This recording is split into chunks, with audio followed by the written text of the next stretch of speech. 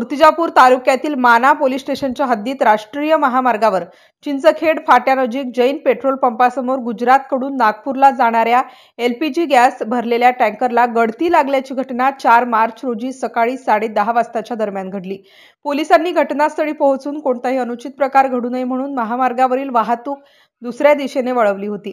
गुजरात इथून नागपूरला जाणारा गॅस भरलेला टँकर क्रमांक NL01AF 4898 हे वाहन मार्गाने जात असताना अचानक जैन पेट्रोल पंपासमोर टँकरमधून गॅस गळती होत असल्यामुळे चालकाने वाहन रस्त्याच्या बाजूला उभे केले।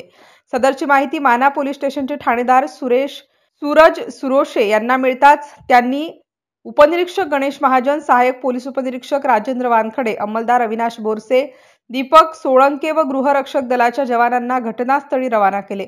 पोलिसांनी दाखल होत खोळंबलेली वाहतूक सुरळीत करून नवसाळ ते चिंचखेड फाट्या दरम्यान मार्ग वळवण्यात आली। कोणताही अनुचित प्रकार घडू नये म्हणून मूर्तिजापूर नगर परिषदेच्या अग्निशमन दलाला पाचारण करण्यात आले होते।